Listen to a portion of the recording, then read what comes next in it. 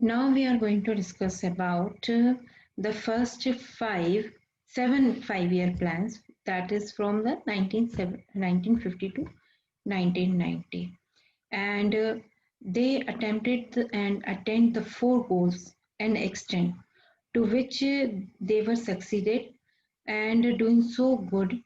And in that reference we are discussing about the agriculture industries and trade, about the foreign trade of our country. So first of all we will discuss about the agriculture.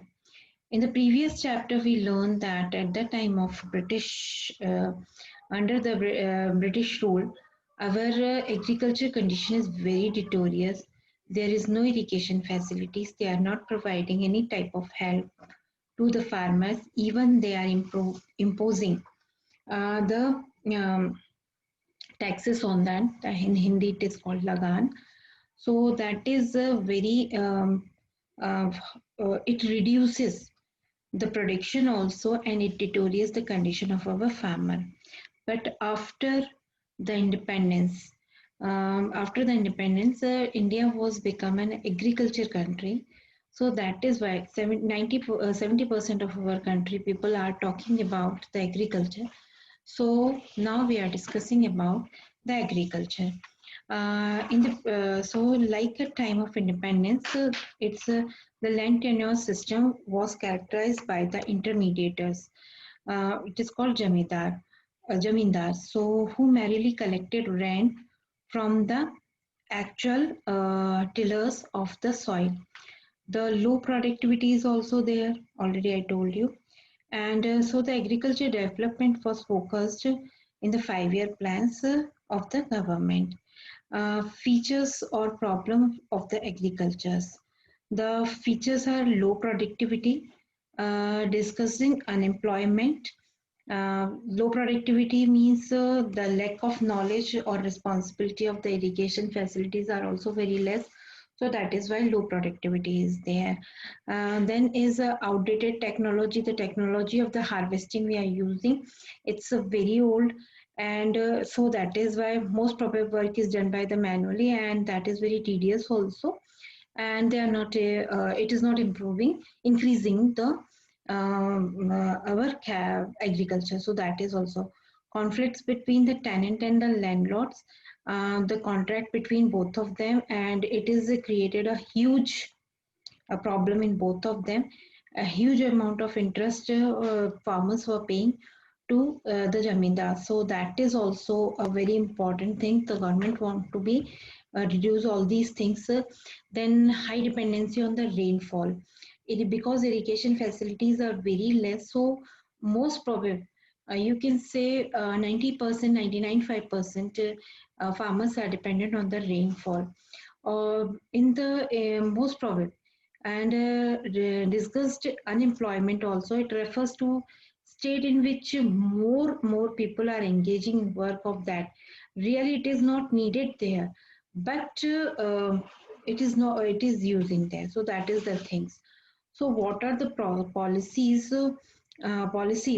for growth of agriculture are using? The measures undertaken promote the growth in the agriculture sectors can be broadly categorized in the land forms and in the green revolution. So land forms, two things are counted there: land form and land ceiling. The land reforms primarily refers to change in the ownership of the land holding.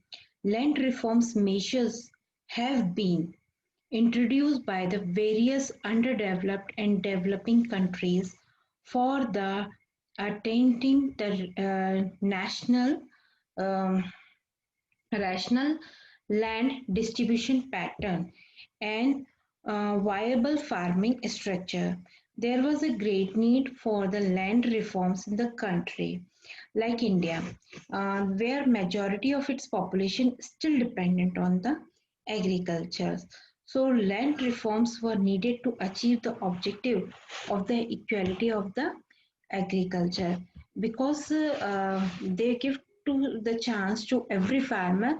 Those who are poor or big want to give the chance for the. In this concern, second thing is land ceiling. Land ceiling refers to fix the specified limit of land which could be owned by the individual. Beyond the specified limit, all lands belongs to a particular person would be taken over by the government and will be allotted to the landless cultivators and small farmers. So the purpose of land sealing was to reduce the concentration of land ownership in the few hands. So land sealing helped to promote the equality in the agriculture sectors. However, the land sealing legislation was challenged by the big landlords. They delayed its implementation. The delayed time was used by them to get the land registered in the name of the close relatives, thereby escaping from the legalization. So, but in the end, what happened? Land reforms were successful in the Kerala and West Bengal because the government of these states were committed to the policy of land reforms. Unfortunately, other states did not have the same level of commitment, and vast inequality in the land holding continue. So now what happened? So government think about the new how to increase the production of the country, because what they have done, they are just doing the land sealing also land reform also. So now they have a land, but they don't have the technology and how they uh, increase the production. They have to think about it. If they want to be do this thing, they have to do the green revolution. So how it will start and what will happen, we will discuss already in the previous classes also about that. But now we are discussing about why we are using it and how it helps to our farmer. So at the time of independence, about 75% of the country's population was dependent on the agriculture. But the problem is that most probably all the farmers are dependent on the monsoon, and less we don't have a good technology, we don't have good seeds, we don't have irrigation facilities. So you can say that the infrastructure of the agriculture, we don't have that thing. So what the green revolution, it's a so what happened, the result of intensive and continued effort of the many agriculture scientists, the stagnation in the agriculture was permanently broken by the Green Revolution. Green Revolution is to the large increase in production of food grains due to use of high yield variety seeds. The seeds that can yielding high variety and they are producing more. So that is the Green Revolution will give this thing to us. High variety seeds, main reason for agriculture revolution. Agriculture revolution occurred primarily due to the miracle of the new wonder seeds, HYV, we can say in short to them, which raised agriculture yield per acre to incredible heights. These seeds can be used to those places where there are adequate facilities for drainage of the water supply. As compared to other ordinary seeds, these seeds need heavy dose of chemicals.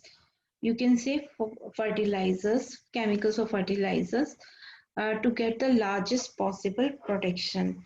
So that this is also harmful for us. From many years, we are just using these type of yielding seeds, and highly pesticides also using their fertilizer, chemical fertilizers are also using there. So this increase the many type of diseases. So nowadays organic farming are very much popular. The people are trying to do all that thing.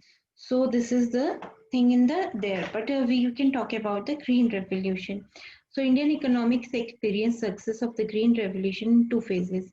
In the first phase, mid of the 60 to mid of the 70, they are using the use of high variety seeds was restricted to more affluent states like Punjab, Andhra Pradesh, Tamil Nadu, etc. Further, the use of high yielding seeds primarily benefited to the wheat growth regions only. In the second phase, from the mid of the 70 to the mid of the 80, the high yielding technology spread in the largest number of the states and benefited more variety of crops. So important of effect of green revolution is spread the technology, want to make the country self-sufficient in the food grain, and India just was not taking the help of the other foreign countries in the field of food grain and attending the even they are trying to make the market surplus, so it will supply to other country buffer stock of the food grains we are just gaining. The green revolution enabled the government to produce the sufficient amount of the food grains, and it built stock which could be used to time of the food shortage wherever there in the country. Benefit to low income group also. The large portion of food grains was sold by the farmers in the market. Their prices decline relative to their items of consumption. The low income groups who spend a large percentage of their income on food benefited from this decline in the relative prices. So it will be very helpful for us, for our country person, for the people, those who are poor in that. Now we will discuss about the subsidies in the next videos.